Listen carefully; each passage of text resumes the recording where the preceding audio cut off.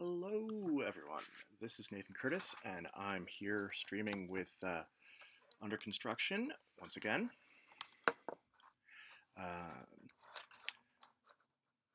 Oops, let me. All right. So now that I am started, this week, as I mentioned, I'm going to be doing the Variety Cryptic.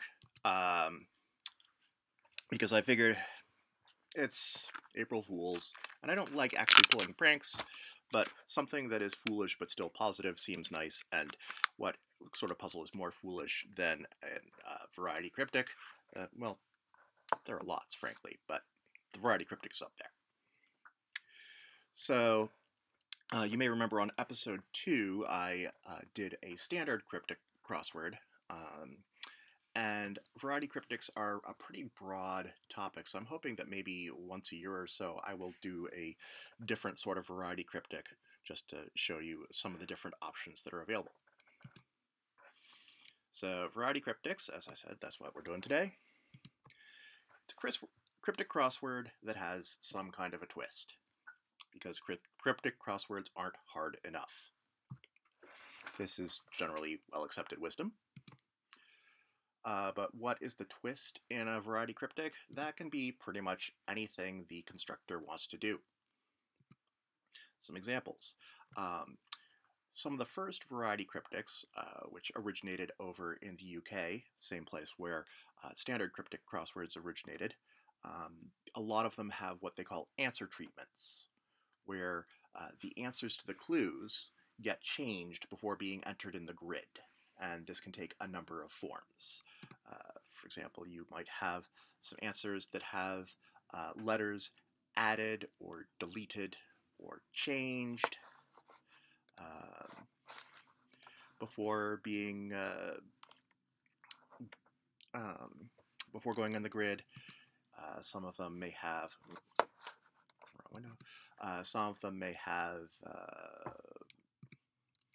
answers might be anagrammed or possibly reversed, or do some other thing of moving the letters around in a specific way. You can apply other transformations to the answers. Some of them may be based on their meanings. You might take the opposites of some of the entries before putting them in the grid, or you might translate them into or from a foreign language, or you might do even more complicated things to those answers. There are lots of examples of these around the internet. Some I forgot to put it in the spreadsheet in the introduction, but some variety cryptic constructors in the US that you might want to look into if you are into this sort of thing. Patrick Berry does a lot on his, mostly on his website, but also some magazines and stuff. He is really great. Henry Cox and Emily Rathfon, Emily Cox and Henry Rathfon are the variety cryptic constructors for the Wall Street Journal. Kevin Wald does some amazingly convoluted variety cryptics on his homepage. These are just a few of the places where you can find them. If you're in the UK, they're much more common, since cryptic crosswords are the default crossword over there, and variety cryptics are just the special cryptic the special crossword, as opposed to the special version of the special crossword as they are over here in the US. So anyway, you have answer treatments as one possibility for a variety cryptic. And when you have an answer treatment, the transformed entries, they might make new words, but they might not. Other possibilities for variety cryptic gimmicks, the answers might get entered in a way that you wouldn't normally enter them into a grid. For example, you could have multiple letters in a single square, which if you've done American crosswords regularly, you may recognize this trick, and it is in crosswords often called rebus squares. You can have answers that extend beyond their spaces. Maybe they go outside the grid. Maybe they spill over into other entries. They might change direction in the middle of being entered. And the clues could be weird, and cryptic clues are pretty weird to begin with, so they might be even weirder. the definition and wordplay might not exactly match. Maybe there's a letter missing in one of them when you solve it, or a letter has been changed between one and the other. Maybe you only have the definition or only the wordplay in some of the clues. You might have clues that need to be changed before you can solve them, and that can be adding or deleting letters from the clues. It could be removing extra words from the clues. You might have to alter some of the words, again, by anagramming or reversing or something similar. And on top of all of this, you may often find some kind of hidden message that the constructor has embedded in the puzzle. You might use the letters that have been added or subtracted and changed if you're doing some kind of answer treatment. Similarly, if you're doing some kind of clue treatment, you could use the letters that were added or subtracted or changed in the clues. Or you can choose letters that appear in the puzzle grid or in the clues that could be chosen either by indexing by some appropriately chosen numbers, or maybe you could impose coordinates on the grid. This is something that I particularly associate with Kevin Wald's puzzles on occasion, and he'll have something where maybe the columns are labeled A through L and the rows are labeled M through X, and you get two letters from each of the clues somehow. And if you find that pair of coordinates in the grid, that will give you a letter from the puzzle grid. And those, in all of these cases, these letters might be ordered by the clues, they might be ordered by their position in the grid, and so forth. And of course, you can do almost anything that you want. You generally want to keep it thematic, though. Variety crosswords are best when they have some sort of overarching theme, and any gimmicks you do should be related to that theme somehow. So parameters and conventions for variety crosswords.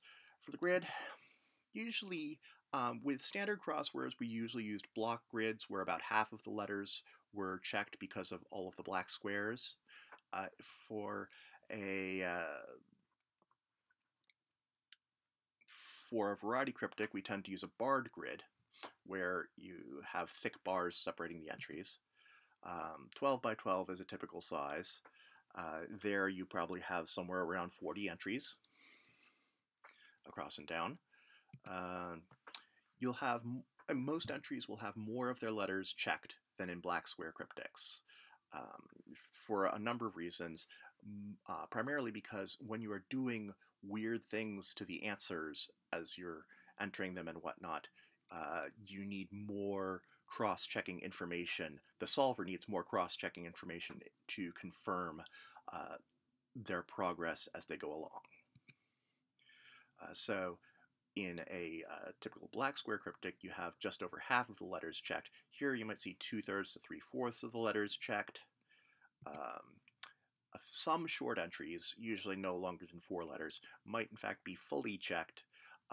Partly, this is more a side effect of just the challenges of building a barred grid to fit a variety cryptic in according to specifications, especially if the gimmicks you are using in your grid are particularly constraining. It's not unusual to have, say, a 4-letter word where all 4 letters appear in the other direction as well. And as I said before, complicated gimmicks will require more thorough checking, and we'll get in a little bit later, we'll talk about what sort of gimmicks might be more or less complicated. Or you can throw all this out the window and come up with your own grid layout. There are variety cryptics that use block grids. There are variety cryptics that use hexagonal grids or triangular grids. I've made one. I have made both hexagonal cryptics and a cryptic rose garden for various occasions. I've done some that don't even really have a grid, so to speak. One year I did one where the grid was the bracket for a fictional and March Madness NCAA basketball tournament. For the entries in a variety cryptic, generally you'll want to have a 4 blank minimum.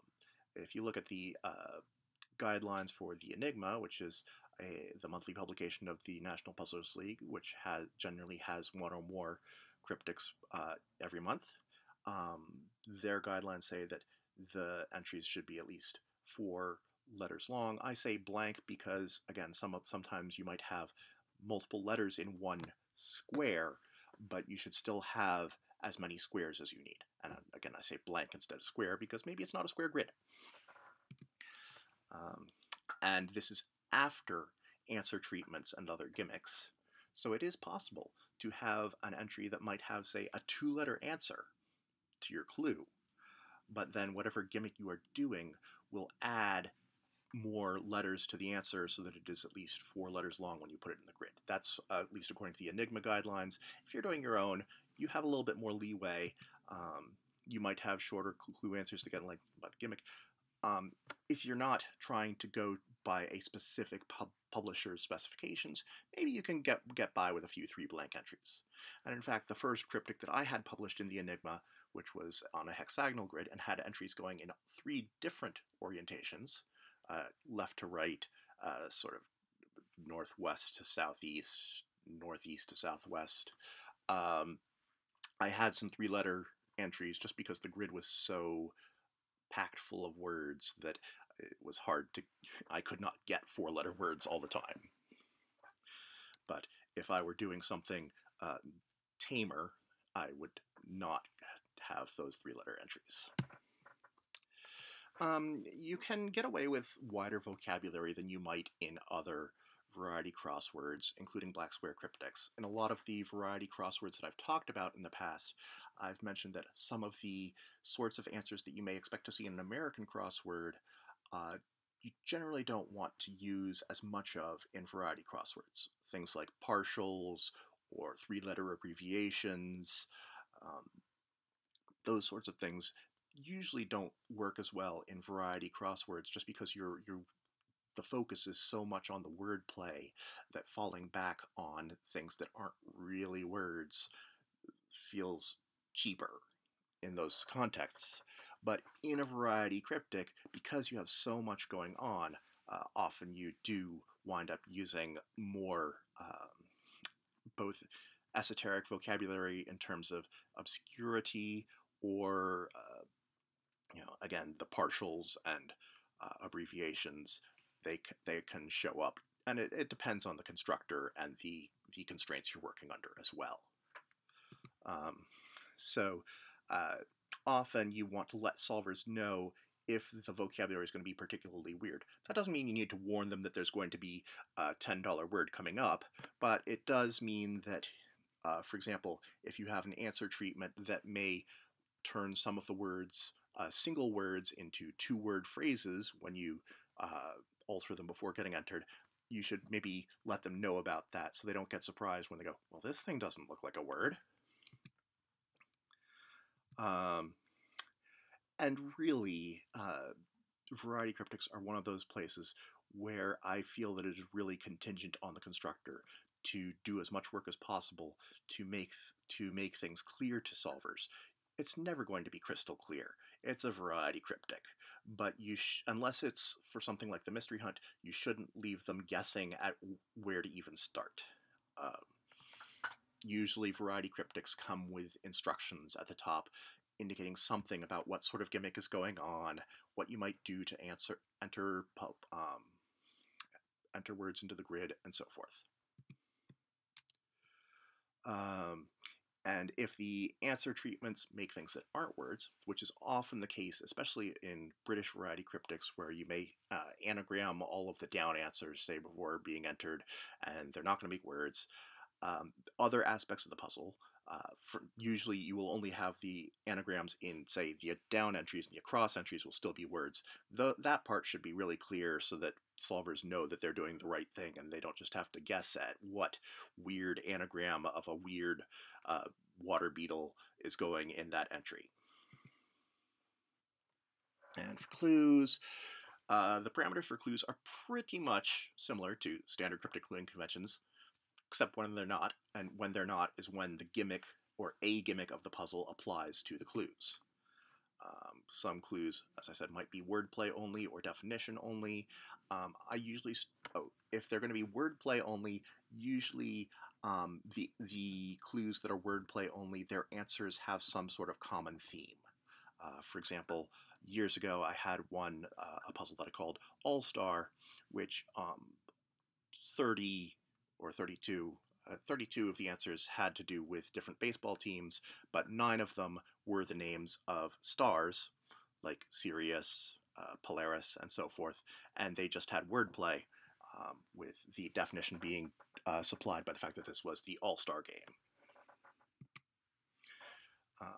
And if you need to alter a clue before solving, in my opinion, the clue should be fully valid after you alter it. Some constructors, even really good constructors, will have clues where you have to change the words in the clue before you solve it, and you're going to wind up with a string of letters in the clue itself that isn't a word, and I prefer to avoid that. I prefer to make sure that whatever you change it to, it's the word. They're all still going to make words. It's still going to be grammatical. The new surface and reading should both be functional as much as they would be in a normal cryptic clue. And the original surface, that is the clue that solvers will see before they change it, should be, at the very least, be grammatical and probably sensible. And if you're going to go about constructing a variety cryptic, generally you're going to start with a theme, and that theme is going to inform the gimmicks and whatever else you do in your puzzle, in contrast to a lot of the variety crosswords that I've talked about before. Variety cryptics, they just like weekday newspaper crosswords, they are generally built around themes in some way. Does your theme suggest a gimmick or hidden message? It could be that whatever theme you have suggests something about changing letters in the answers or trying to get a message appropriate to some sort of holiday. And whatever gimmick or hidden message you have, then is there a way you can tie that into the other half of that? Can you, if you have a hidden message you want to hide, what would be a gimmick that would be an appropriate way to hide the message? Think about how much of a restriction those gimmicks place on your puzzle. If you're going to be doing answer treatments where the answers to the clues will get changed before being entered in the grid, do some dictionary searches before you start making the grid. You might find out that, it turns out that there aren't as many words that can have XL removed from them and still make a new word as I thought. This happened to me once with a puzzle that I was writing for, actually for the birthday party of Kevin Wald, one of the aforementioned variety cryptic constructors, where he was turning 40 and I was trying to do a variety cryptic around the letter string XL, and it wound up being more restrictive than I thought, and so I had to step back and think about how to rewrite that. Again, some gimmicks are going to be more restrictive than others. It depends, what is the scope of your answer treatments? Is it something that is pretty common, like adding any arbitrary letter, or is it going to be something very specific, like taking a substring that happens to also be a French word, translating into French, and then reversing it to make a new English word? How many gimmick entries do you need? How many gimmick clues? Sometimes if you have a specific answer that you're trying to go for, this will tell you, I've got a 12-letter answer.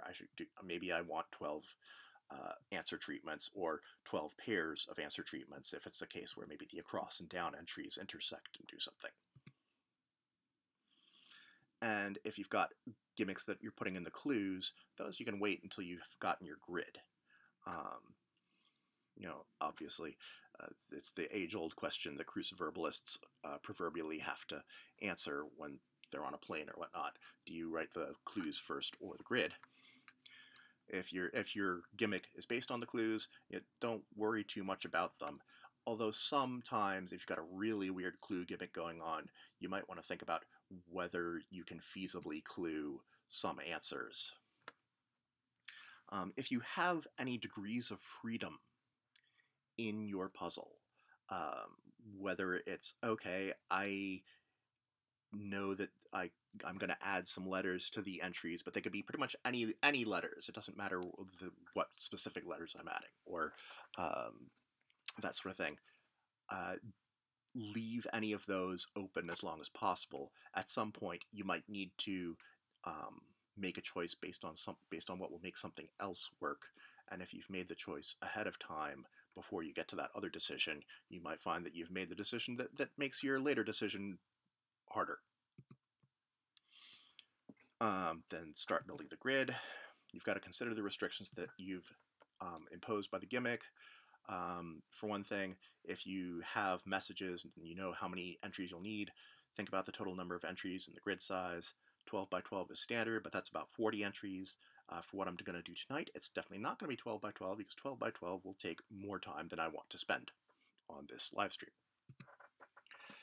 How long can your gimmick entries be? There are some gimmicks, if it is based on things like, say, adding or deleting letters, where longer entries, you're just not going to find longer entries that have the desired wordplay characteristics, or maybe just one or two at most, and not enough to build a full puzzle around. In general, variety cryptics tend to have shorter average answer lengths than black square cryptics, both because of the gimmicks and the increased checking and just a lot of other factors that go into this mean that you don't have the freedom to have 15-letter words all over the place. If your gimmick is especially tight, you might want to plan the blank grid layout a bit before you start putting the answers in. And we will get to that in the one that I'm going to do tonight because I had to think a little bit about what sort of gimmick I wanted to do. Generally, the rule of thumb for any sort of crossword construction is to fill the hardest parts of the grid first. If you've got a hidden message that needs to have, say, a J and a K in certain places, maybe that you should look at the J and the K first because that might be harder to find words that work. If you have a gimmick that has some kind of revealer answer, an answer that says something about the gimmick or is sort of required by the gimmick that you have, maybe it's one of your part of your hidden message is an unclued entry, say. Well, that's got to go somewhere, possibly in the center of the grid or at the bottom of the, wherever you think is appropriate for a revealer. If you've got a restrictive gimmick on your clues, maybe you'll find that some really weird entry words are not going to be easily clued with your clue gimmick, and so you've got to be careful about that. But granted, if you're a sufficiently skilled clue writer, you can get around this.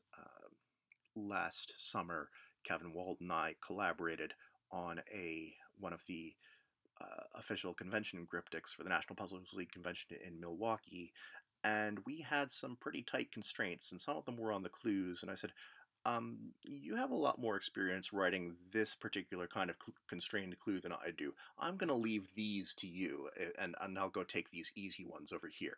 And fortunately, Kevin was willing to do that, because he's nice like that. And then just keep it up until you've got a filled grid. Sometimes you'll find that you've painted yourself into a corner, you can't fit the constraints that you want. Tear up a bit of it and try again. You can make it work. Or you can't, and you start over from the beginning. But at least in the example that I'm doing, we can make it work. And then you've got to write the clues. When I do this, when I get to the constructing tonight, I'll write a few clues, but not the whole puzzle, probably, because that's going to take considerably more time, I think, than I want to spend. Again, if you've got any gimmicks that are applying to the clues, keep those restrictions in mind. Sometimes you might have something, as I said, you might be indexing into the clues. You might have a number that you get out of each entry, and you have to ensure that maybe the third letter of this clue is an X. And so you've got to keep things like that in mind. So my general strategy is to figure out possible words or phrasings that will fit just the gimmick itself, not the whole clue, just the gimmick. If you've got to get an X in the third position, think about words like fix or box or maximum or things like that that might fit into a cryptic. Fix and box are both good indicators for different kinds of cryptic wordplay. Then build the rest of the clue around that. Write the instructions, because variety cryptics do generally have instructions, and you have to decide how explicit do you want to be about the gimmicks. There may be more than one gimmick going on. Again, if you've ever solved a cryptic by Kevin Wald, you may, and I feel a little weird bringing him up all the time, but he has a tendency to have several paragraphs of instructions at the beginning of the puzzle.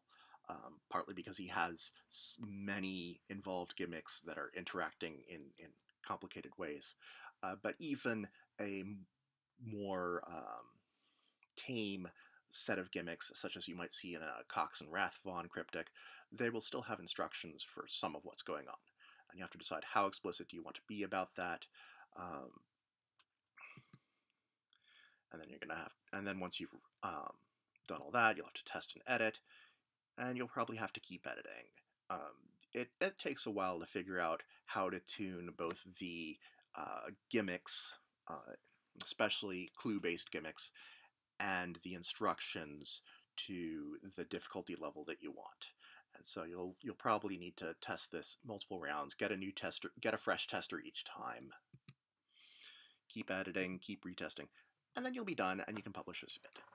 Lovely. So let me bop over now to a grid. So here I've got a grid. The bars I've put in red just so they can stand out a bit better. But I want to say a few things about the puzzle before I get the ideas that I have for this cryptic before I get started. Let me blow the text up. So again, today is April 1st. I was thinking about things to do for April Fools.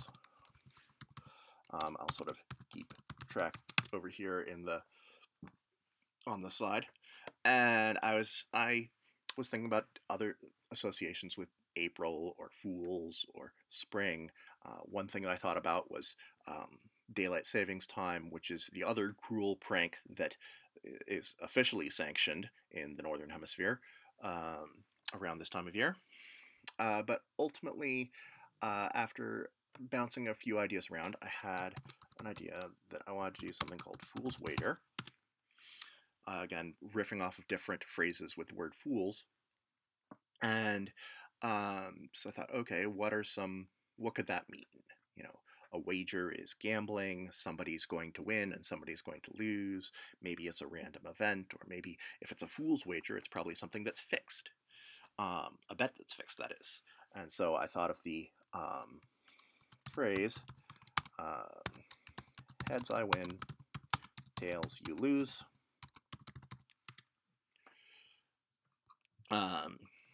And this is a nice length of phrase if I'm doing one letter per entry. It's 21 letters. One thing about that is that's an odd number of letters, and if you've got an even size grid that has normal grid symmetry, you're not going to be able to get an odd number of letters if you're using all of the entries, so I have to be careful about that. But then I was thinking about, okay, what's the gimmick going to be? Don't need to still be capitalized. So the first idea that I had was that the heads I win was letters that you add to the beginning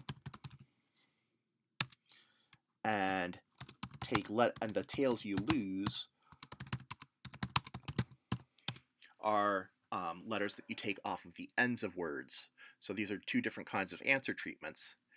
And I thought, well, wouldn't it be great if I could get the letters that you have to add to the heads spell out heads I win, and the letters that you have to remove from the end, the tails, be tails you lose. And I thought about that, and I realized that this could get tricky, especially with the tails you lose part, because that means I'm going to have words that you can that would ordinarily end in letters such as U and I that can have that letter removed to make a new word. I specifically wanted to have an answer treatment that would result in new words. So that was a little bit um, too restrictive. So I then thought, instead of adding letters to the beginning or end, add H or subtract T from the clue answers to get the entries that you put in the puzzle. This gives me more freedom.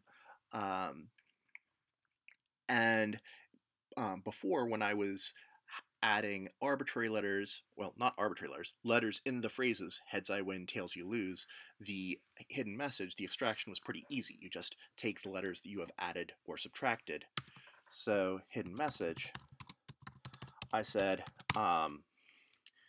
use position of added or subtracted letter as index into clue. In other words, say I add an H, maybe I take the word bat and make it bath. The H is the fourth letter of bath, so then I would take the fourth letter of the clue for bat and have that be part of the hidden message. And you can do that so that it's either a single message that reads down all of the clues, or you have two different messages, one for the added H's and one for the subtracted T's. So that's the gimmick that I'm going to go with then, where all of the entries either have an added H or a subtracted T. As I said, the phrase, heads I win, tails you lose, 21 letters. Odd number.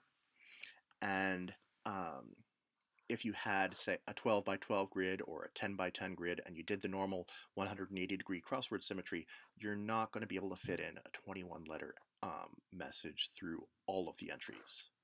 And I decided that when I had, with this revised gimmick, that I might be able to use all of the entries as answer treatments. So in order to do this, I would have to have an odd-shaped grid. So I'm going with 9 by 9. That's about the right size to get about 21 entries. And what's going to happen, in order for this to work, in the central row and column, one of them is going to have a single word. Because that's the only way that you can have an entry that isn't balanced by one that is symmetrically placed, is if you have a symmetrical central entry. But the other direction cannot be a single word there, which means it can't pass through the center. And so that gave me this center row and these two entries in the center column, and then just sort of think about how to block the rest of it out. I did some blocking earlier, and I'll also talk about some of the restrictions that I want to impose on the answer treatments. So far, I've set this up. There is exactly one entry in each of the across rows, so that's going to be 9 across. And that could just be heads I win, but I don't think I want to separate them into across and down. I want to separate them into heads added, tails lost. If we go down, currently every column has one entry except for the central column, which has 2, so that's 10 going down. So that's 19. I would want to add 2 more entries to make this work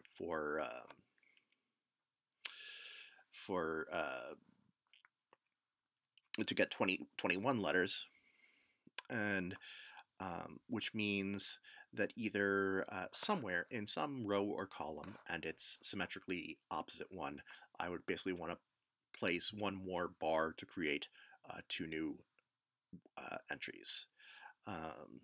And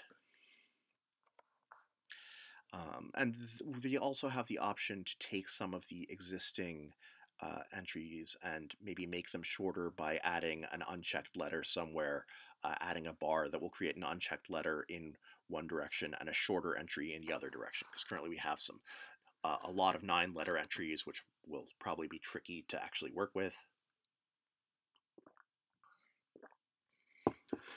So I'm actually going to, first of all, put in a few more of these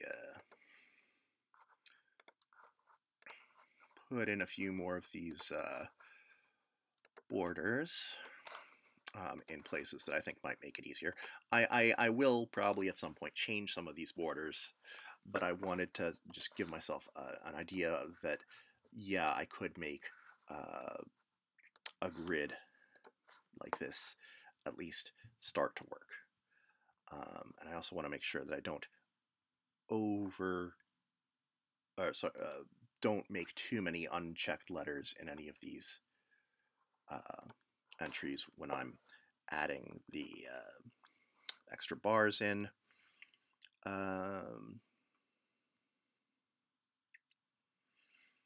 see.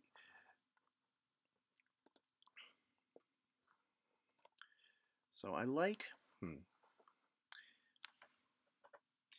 could try to chop up the 3rd and 7th rows into 2 entries, but that would leave the 1 entry in each of those rows completely checked. And while that's okay, I think I'd rather, since I've managed to get a nice, not quite fully up. I meant to hit undo and I didn't. Sorry about that. So opening this back up. If I were to take this, and it's probably not going to let me undo now. Nope. Excuse me. So I think if I am going to make this work, I would have to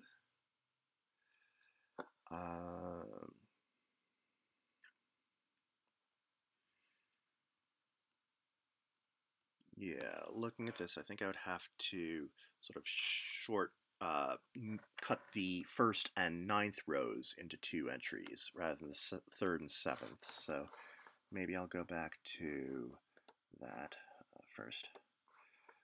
I was using a sort of dotted border and red borders just to make the different borders show up better on in the video.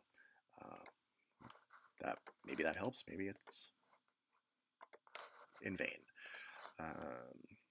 But if we make those changes here,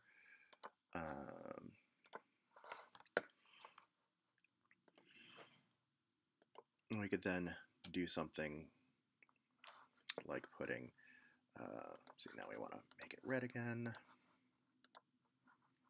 and put one here, and put one here.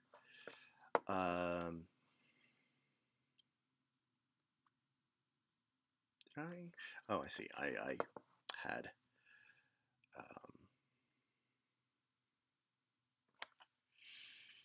something there that didn't get symmetrically copied, so let me make that part symmetrical.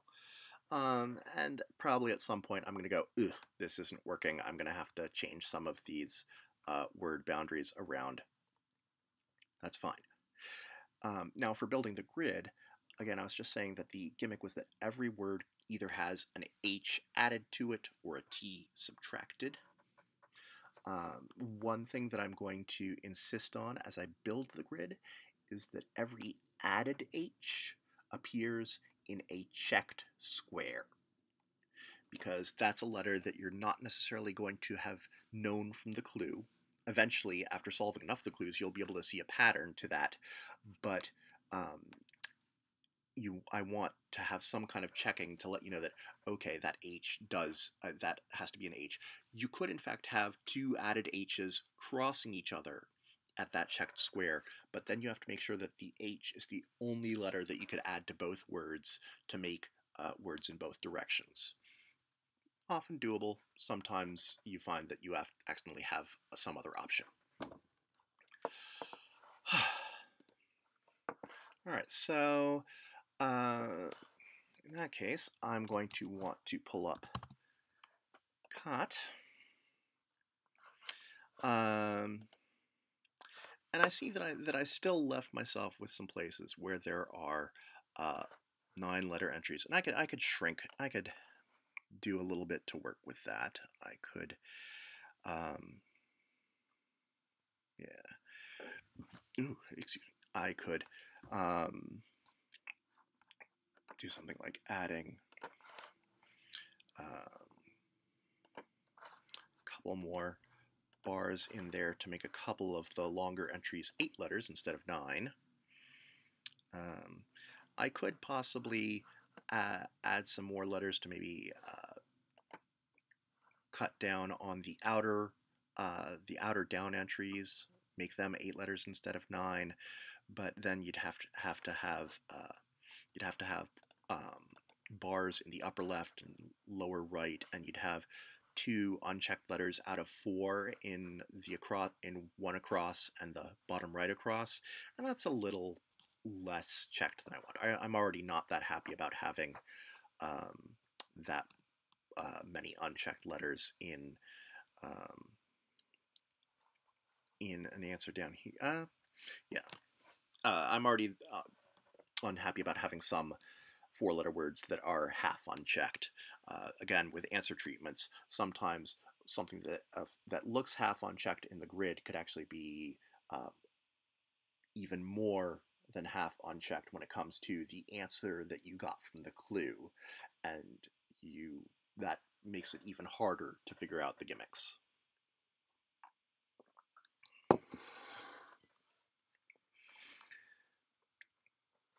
Anyway, we're going to have 9 words that have an H added to them, and 12 words that have a T subtracted from them, because heads I win is 9 letters and tails you lose is 12 letters.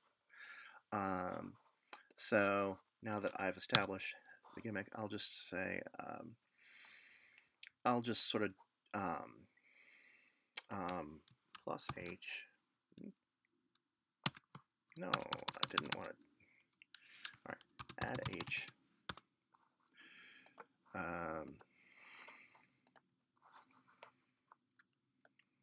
Just going to sort of keep a running tally on the right-hand side of entries that will have an H added to them, and entries that have a T subtracted minus T.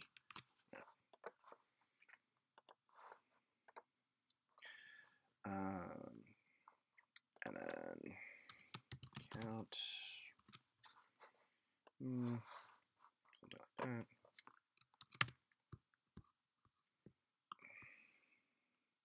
So just putting in some formulas to count how many of each kind of entry I have, and I'm gonna, with the goal of getting to 9 and 12.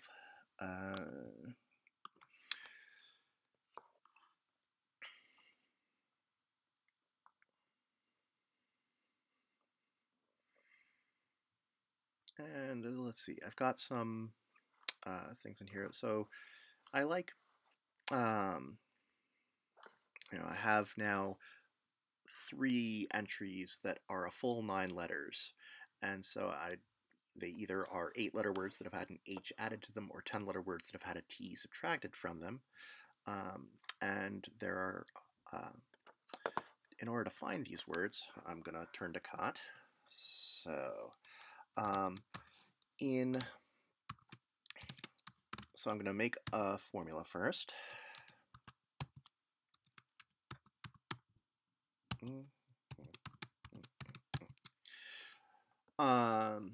So let me zoom into cot so you can see a little bit more about what I'm typing there. Oops. Yeah. So I have, so the first 2 parts, absolute value of A is 0 and up, absolute value of B is 0 and up, that just means that A and B can both be empty strings because the added H could appear at the beginning or at the end of an entry, and I'm fine with that.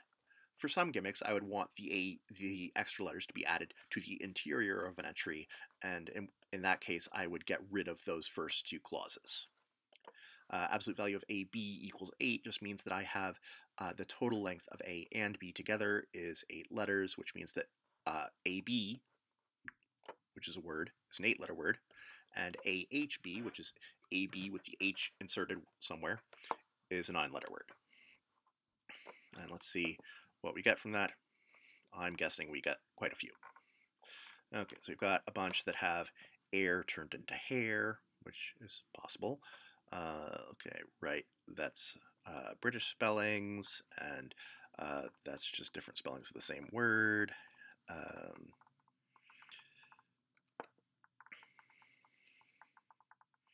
Not all of the, peasants and pheasants is good. And this is going to go sort of position by position. So, we've got a lot here that are S to SH, T to TH.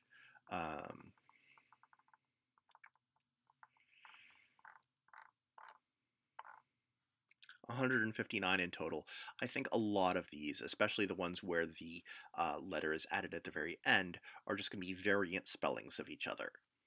Whether it's Alleluia and Alleluia, or Maharaja and Maharaja, those are basically the same words, and I'm not interested in that kind of wordplay here. But we can find some of those in here. If we wanted to do it the other way, if we want to find a word that can have a T removed from it, we can do the same sort of thing with T, but if we want it to be 9 letters, now we want it to be 9 letters without the T, so we need to change our length constraint. And this time we want the first word in each of the results is what we actually want to enter into the grid. So let's see if we have things that have an initial T removed, then in the middle of the word. And again, as I said, with this kind of letter addition or deletion, doing it at the very end with a longer word, is you're basically going to get variations of the same word or inflections or other derivations that are not as useful for wordplay of the sort that I want to do. And I've got a total of, I have more T's that I need to deal with than H's, and I also like the idea of having some of the T, you see, in some of these results that we have entries that start with an H and then you put a T before them, or they started with a TH and you remove the T. That could be useful for the other direction where we want to be able to add an H, but I also don't want them to be too similar, like hereabout and thereabout are pretty similar. So if we go through this, simulate and stimulate is a good sort of pair. Anonymous and antonymous is nice. Naive native. Crocheted crotcheted, although crotcheted isn't really a maybe it means having a sort of Y angle, I don't know, or having quarter notes if you're British. That's the problem with using a search engine with a British dictionary. But let's see. Meditation, mediation, that's a good one.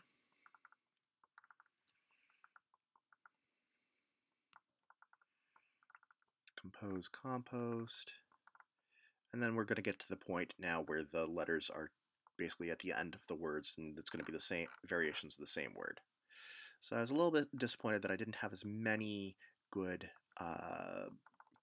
words that gave me H's. I'm just going to double check there, other than the few at the beginning.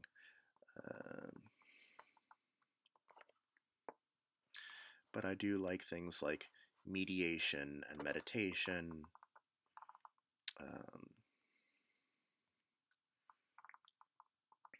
immorally and immortally, although I don't know what it means to do something immortally. I mean, you do it without dying, but it's got to be more than that, because I'm doing this without dying, and I don't think I'm doing it immortally.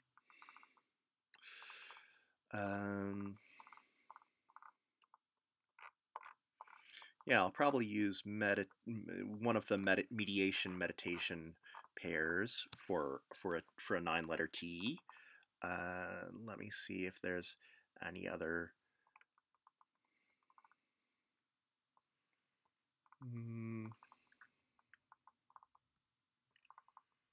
And I like the simulate stimulate pair, so maybe I'll use those even though neither of them has an H to go in the other direction.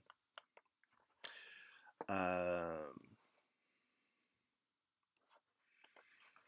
I'm going to put maybe,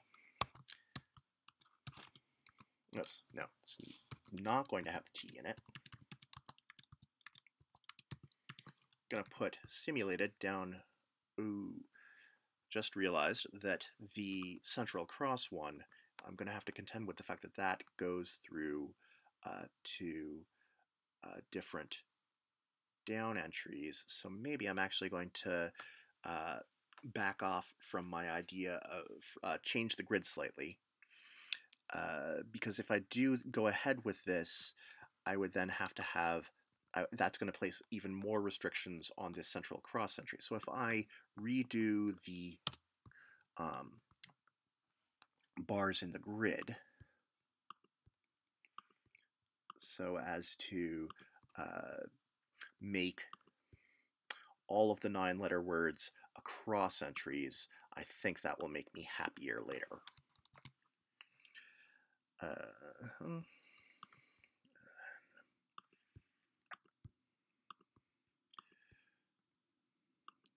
Nope. So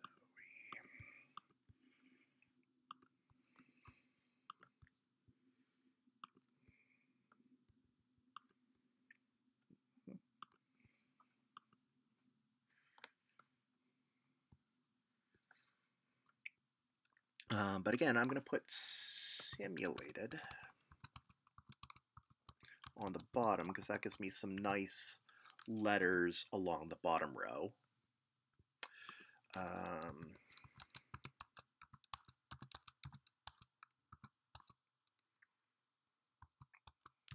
I'll put mediating in the top. I'm going with mediating over meditating. Mediating over mediation, just because G is easier first letter to use up in the upper right hand corner than an N would be. But I want to go back to see if I have a good added H word to go in the middle row. I liked peasants to pheasants.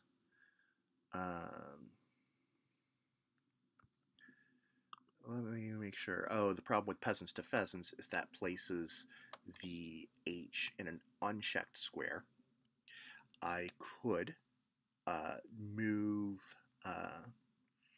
yeah, I could change the position of some of these words. And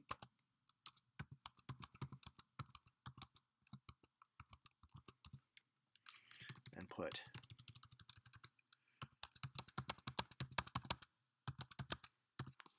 so I'm gonna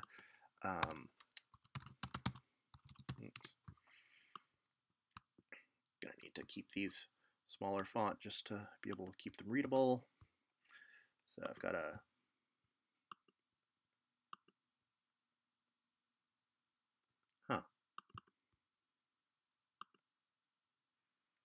I wonder why that's not showing up in account.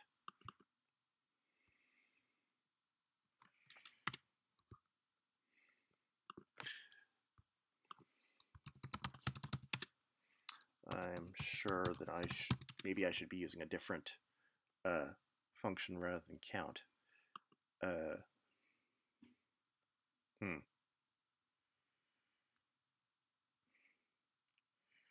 Well, all right, I'm not going to keep track of the number then with a formula. I can think of some ways I could alter that formula to make it actually count, but I think it would require more thinking than I have brain for right now, for I am a tortoise of little brain. So I am noticing that I've got a few places where we might have difficulty again because of the way that the letters are lining up, especially this 8-letter word here with a D and an M. Maybe I want to change the position of mediating and simulated, because ending that word with D would probably be easier. Oh, and hey, I've got this I here that's going to have to end something. That's not good either. This might, in fact, be the wrong way to start. Let me see if I have other added H words that are 9 letters that I like. Okay, some things like treading to threading, treating to threading, threating, that's not really a word. Trashing to thrashing gives me another H. But again, I want, oh yeah, I'm fine with having the H there. Okay, so I could do T-H-R-A-S. Oh no, trashing to thrashing doesn't give me the second H where I want one, but that's fine. Busyness to bushiness.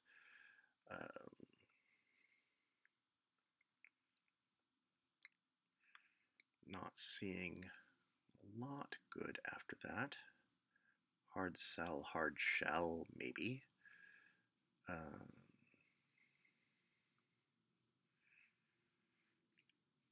And again, variations of the same words.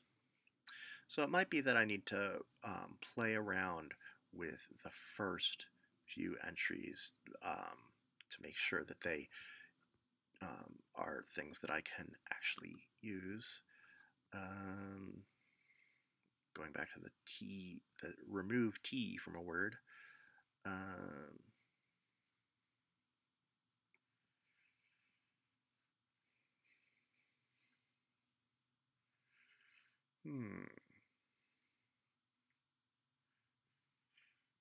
Okay, well, if I go back here,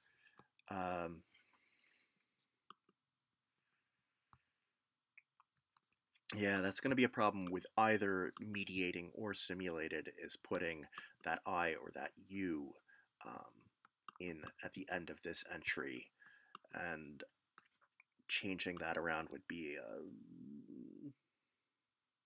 an undertaking. So I think I'm going to want to, at the very least, swap these two answers. But I may want to see if I can find something else for the remove T. Could be something like rustiness, but I don't like words with too many, not inflections, but too many suffixes at the end. So it's like rust to rusty to rustiness. Like rustiness, how's that different from rust?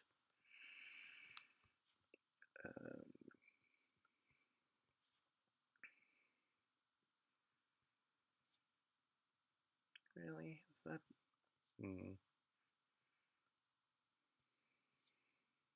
Okay, a few.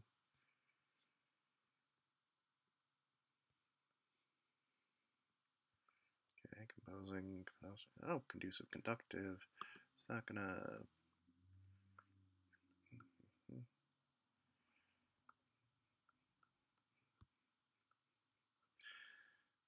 Maybe.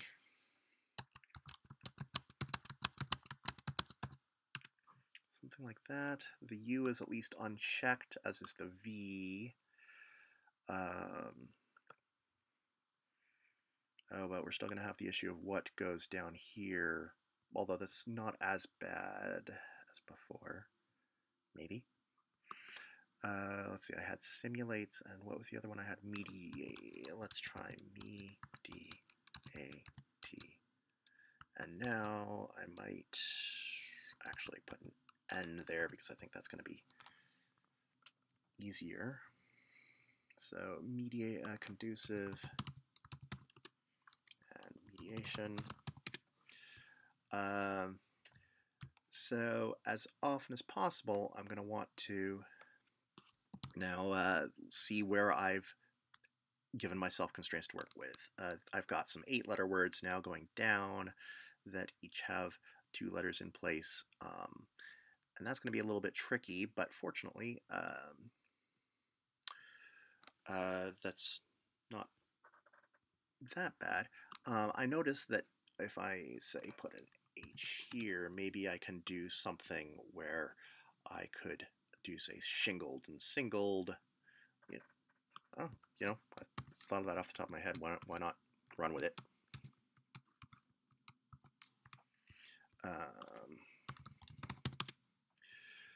Let's see. 2 down is one of those cases where I have I could use this H that's already there as the added H for another word. I don't think pleasant can be pluralized, so I'm not too worried about making sure that it doesn't have more than one option. I think a lot of the shorter words will be more suitable for subtracting a T from than for adding an H to. And then we also have this one. I don't know that I can come up with... no. I was going to do noting to nothing, but that's a 7-letter word. So this is going to be... if we do this... so...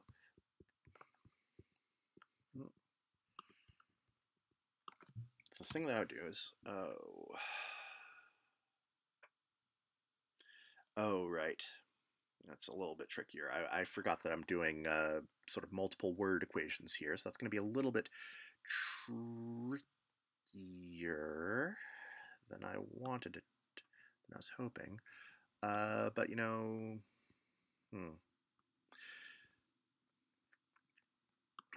I mean, I can see what of these words begins with an N and see if any of them have an I in the right place. So not in there. Nicholas to Nicholas, nope. Nargile to Nargile, it's definitely not.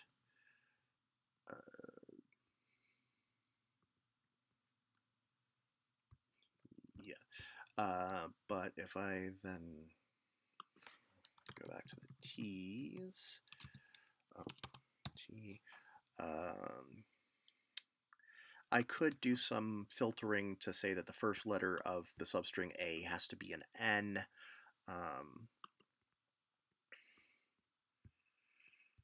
I'm choosing not to do that yet. I'll probably regret that choice soon. Neurally to neutrally is great, but it doesn't give me the I in conducive conductive.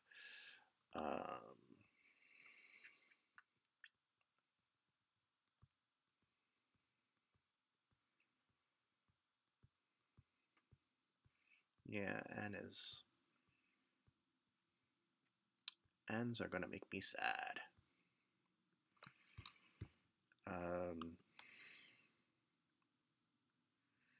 Maybe if I go back to the original search for adding H's, but for 9-letter words, maybe there's something other than peasant to pheasant that wouldn't give me that N in that word that I don't like. Peasants to pheasants. Trashing to thrashing.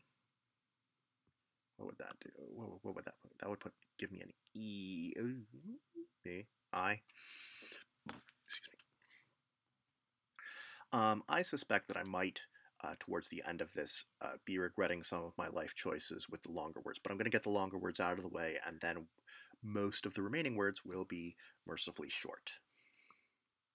In fact, other than those 8 and 9-letter words, I think everything else in the grid is 4 or 5 letters, which will give me a lot more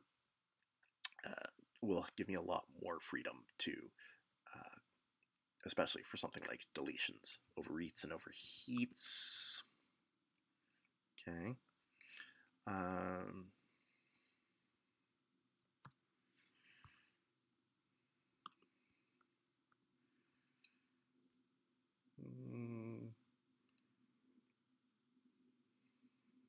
and now we're getting back to the words that are really the same.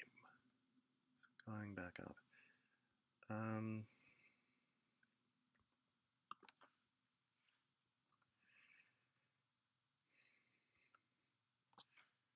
So if I did something like thrashing and trashing,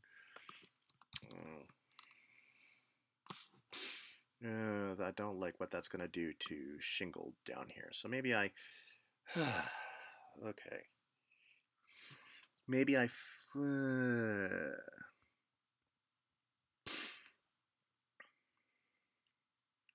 sort of considering what I can do.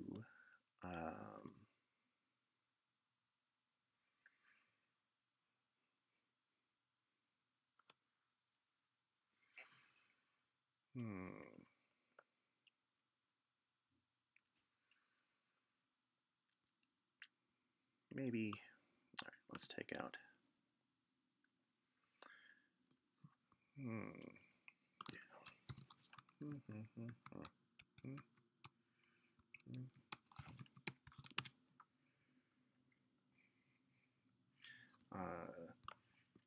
not going to worry about, I'm a little worried about this T to C. Trying to think of what could go there if I've got the H here in shingled, so I might need to back out of shingled. But let me just see what I have for 5-letter words that go T to C. And as I thought, there aren't many. Tonic, topic, toric, toxic, tunic. They all have a consonant in the third place, which means that the might be difficult. But I could see tunic. Oh, but that doesn't give me something that I can do with the. Right, that doesn't give me something that works with the gimmick. This is often why you don't tend to do something where every entry has had an answer treatment, that some of the gimmick may be just a clue-based thing, or no gimmick at all.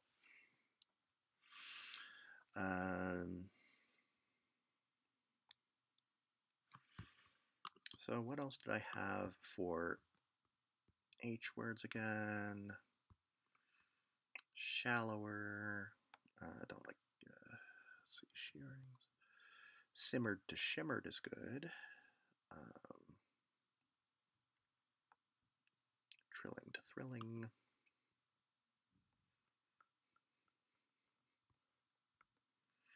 Although still the C in the bottom is going to be down here, could be a problem.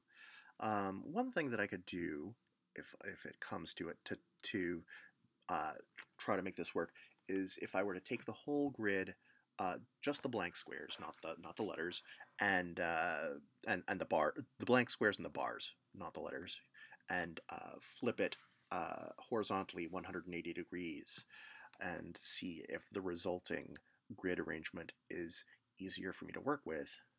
But I will work with what I currently have. I'm just going to say, if I have an S here instead of a T, is there anything that would work with the gimmick? Again, no. None of those can have a T easily removed from them.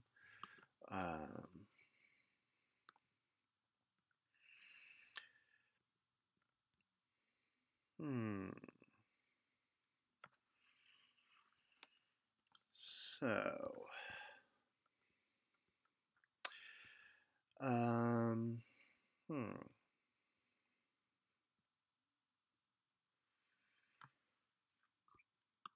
So among other things, I'm going to have to get rid of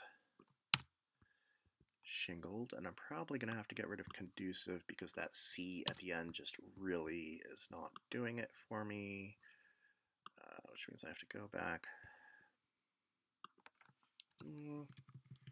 Go back to the thing, to my search for things that can have a T removed.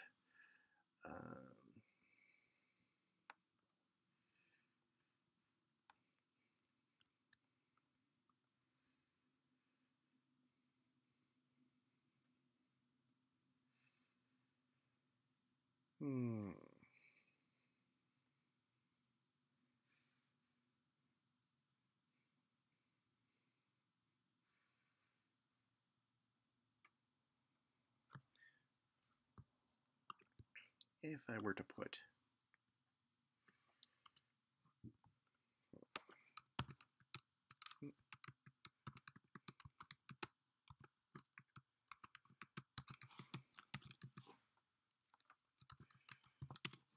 something like simulated up there, and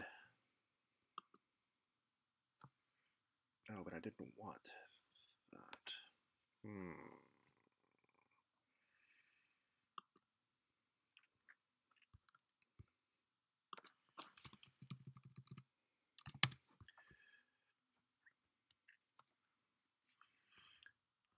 I think I might just sort of see at this point. Oh, if I do something that has an A at the beginning, that actually could be quite useful.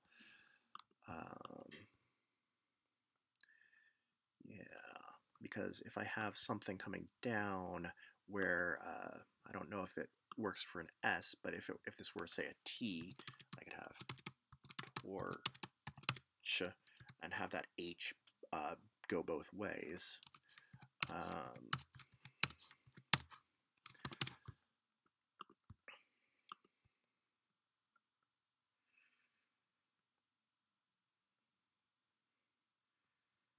So maybe I will do something with hair, H-A-I-R, something in here. I'm not going to enter all of that just yet, although it could be maybe hair brush. Gives me a second H over there. That's good. So if we go hairbrush, nothing there. Simulated mediation.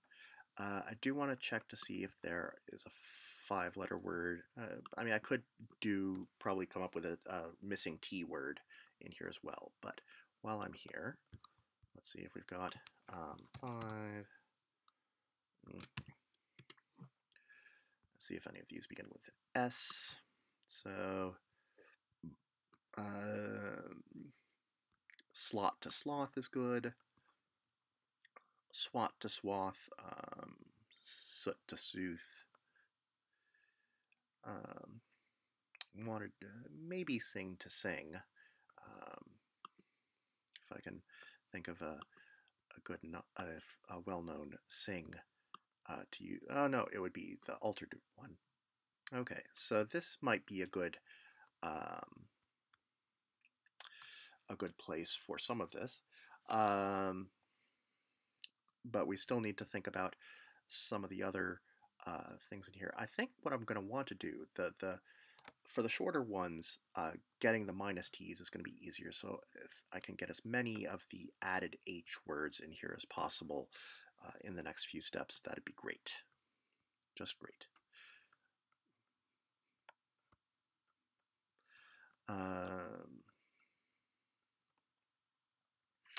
So now if we do this,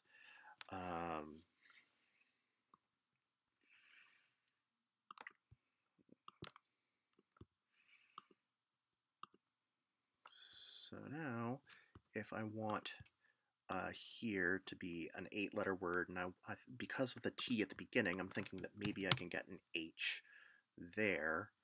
T-H-R-O-U, just to, can't quite get that through can't be pluralized, but maybe we can come up with something like that.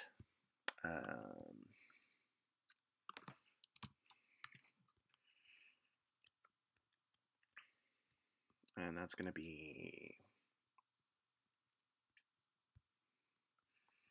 and the U is going to be in the 5th position when it is longer. So do we have any of that? Does not look like that, alas.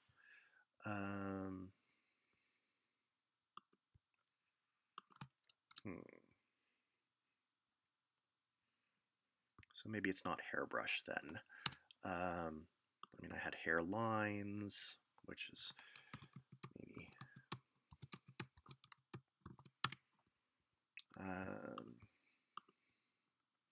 And now we have an N, which is going to be, I think, yeah, certainly there's tinning to thinning, which I'm not thrilled with again.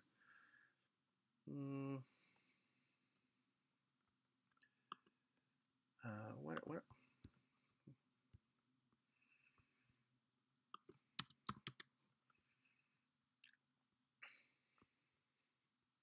Going back to airbell hair, I don't. Although this doesn't have A-L.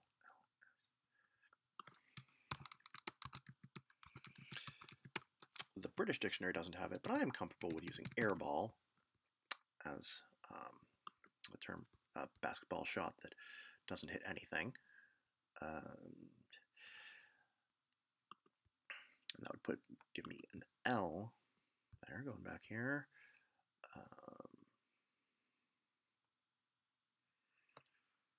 Oops, except we don't want it that length, we want it this length.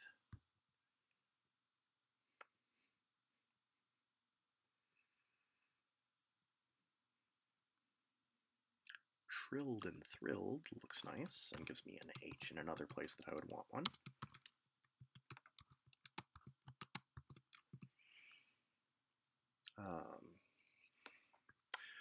One thing, this is going to be one of those cases that I talked about before where you have a four-letter word. If this is an added H, say we have sad to shad, other than the fact that that does not work, that gives us a DD here. This is going to be difficult for us because for the word sad, the S and the A are both unchecked, so two of the three original letters are unchecked, which might make it hard to solve the clue. But we could also tweak the black squares in the grid to make that work better.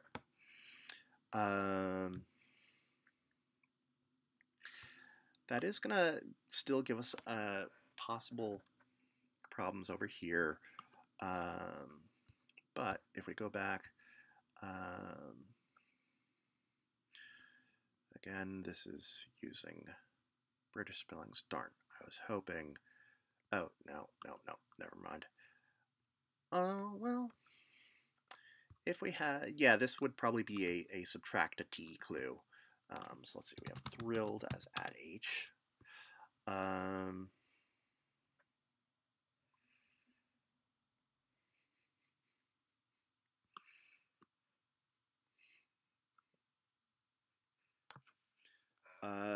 Right, and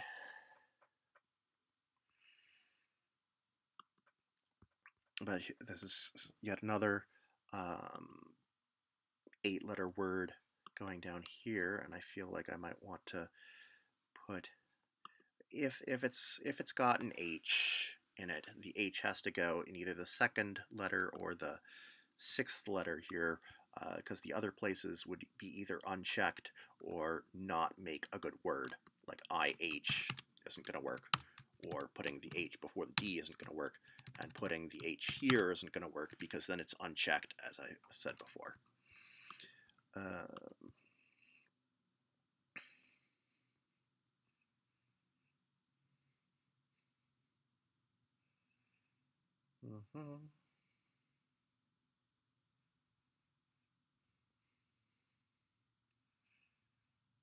But if the H is in the 6th place, you have to go not quite that far down.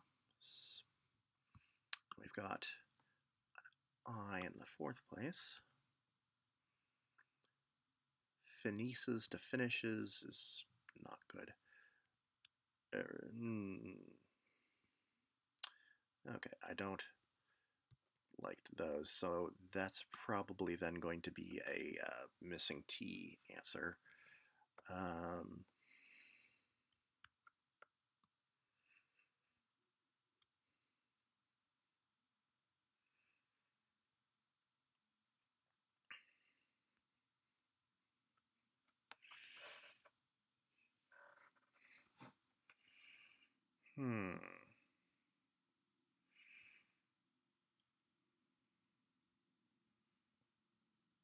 Pardon me, I'm just sort of looking around at what is currently in the grid and what might go well around it.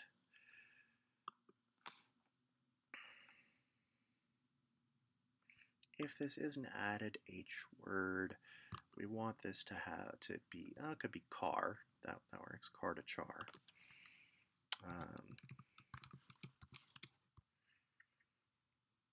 And then this would have to be a dropped T word. So maybe car, char, is a third.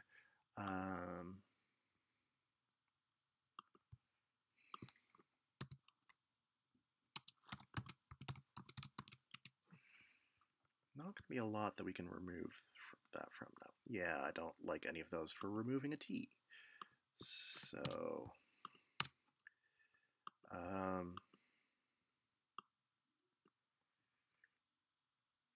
yeah, now the problem over here that I'm seeing is that if we want to get a,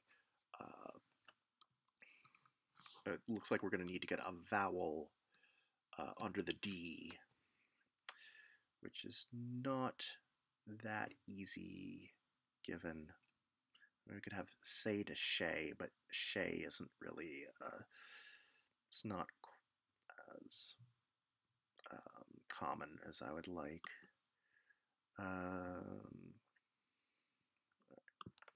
Dot h dot vowel. Do any of these have an H that can be removed? Rhea, no. C to shay. I would probably have to put on a notice about, or T to the. Okay, that's good. So I could do an A or an E here. Now, if it's got an added H, it would have to go down here, but I'm not thrilled with that. But we could get a like dents to dens, something like that. All right. So what if I might think I'm still going to have to work on the longer words, though, at least the 8-letter words, before I can declare myself ready to take a break.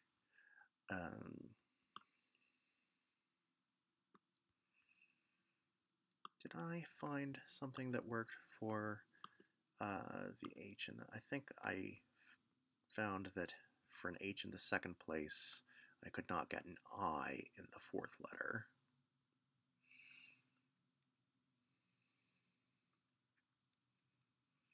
So, no.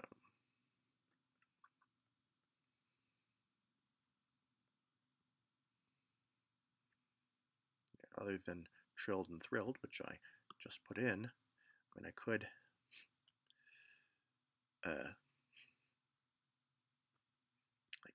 choose to put trilled and thrilled down here and put something else over there. But I don't know that that is going to help that much. So let's see. If I go, so now I'm going to try to find an 8-letter word that can have a T before it, and star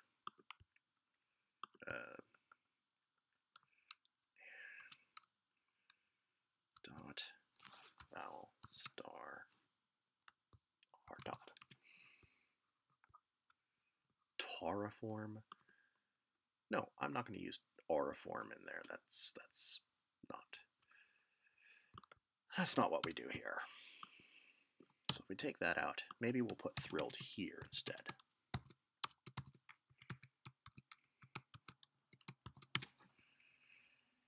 And possibly have, oh, and it wasn't even, no, yes, it was a vowel.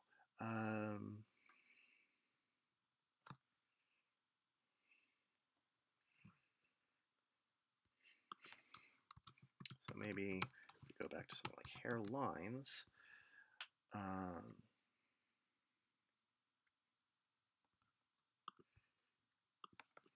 Hmm.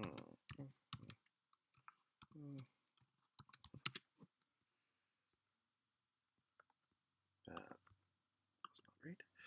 Hmm.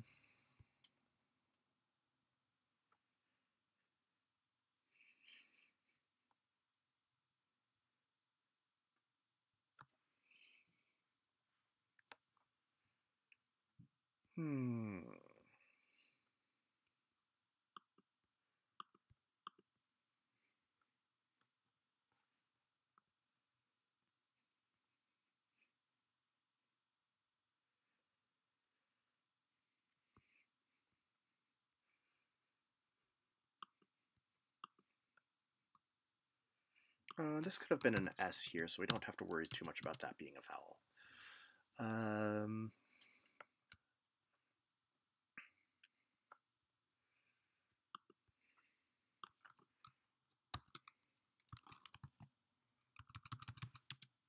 It's probably going to be too many. All right, that's a.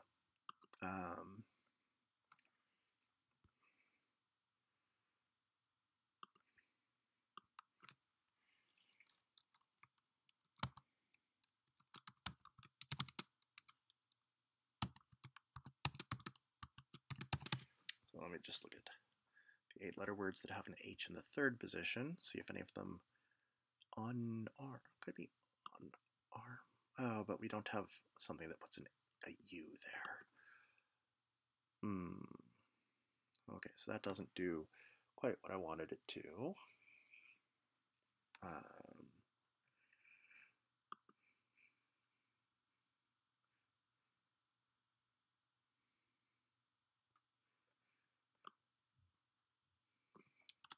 Yeah, on the balance, I think thrilled was better over here.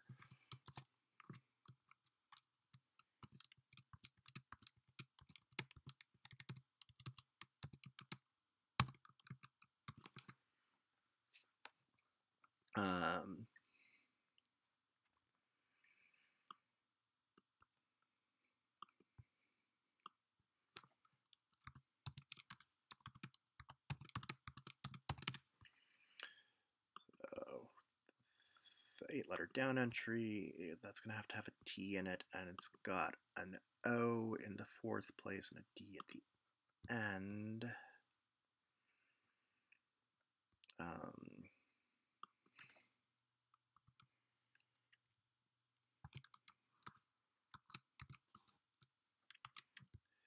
So I'm putting that one in parentheses to indicate that B is not by itself a word,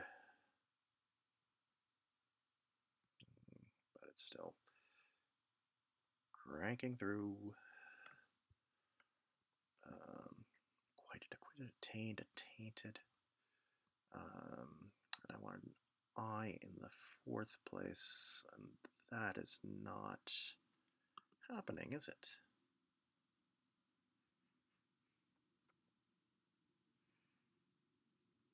Oh, mediate. Okay, so mediated there, but we already have mediated in the grid. So that's not.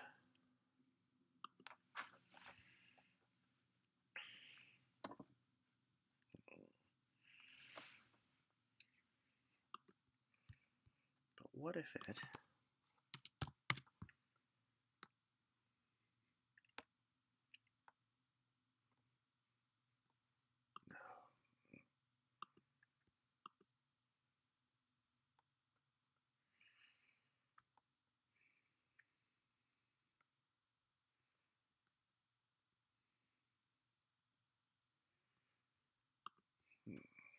No.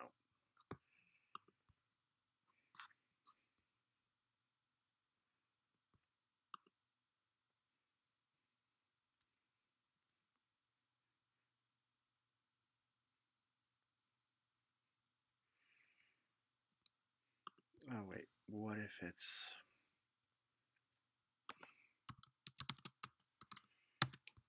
I might have something which could have a T removed from the beginning. That does what I want it to.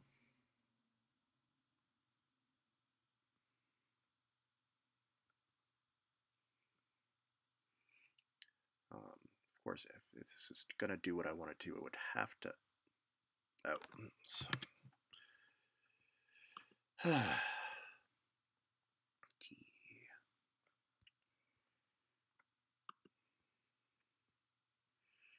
I'm sure I could be doing this search in a way that would be more efficient for Cot to find, but really doesn't have anything that's, you know,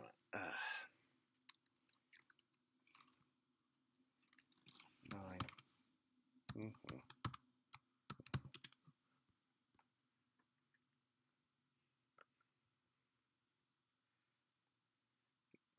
Huh. Maybe Cot is just slow today.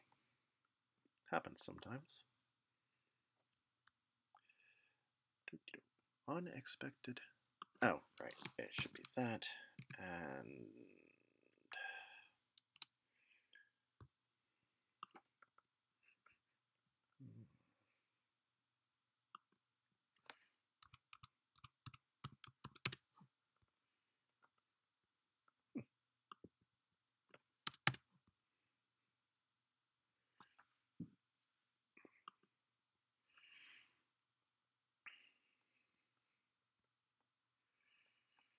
Hmm.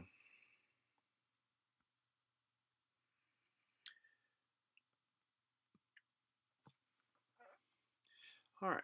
Well, I think this is the point where I say, this is not something that I could do just on a lark. Who knew? Variety cryptics are hard, because, uh, you know, I'll be honest. Yesterday I said, wouldn't it be fun to do a variety cryptic for April Fools? And that apparently was not enough time for me to put it together. But I think I will have to come back to this soon. I can't promise you when, but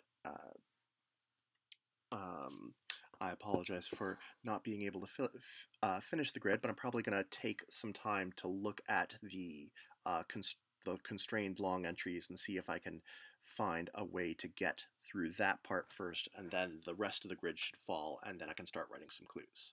So at some point, I will be back here to talk to you about finishing up a variety cryptic, and then maybe next year when I do it again, I will be a little bit more prepared. Probably not. Anyway, thanks for watching. I will see you next time. And that's all for now. Bye.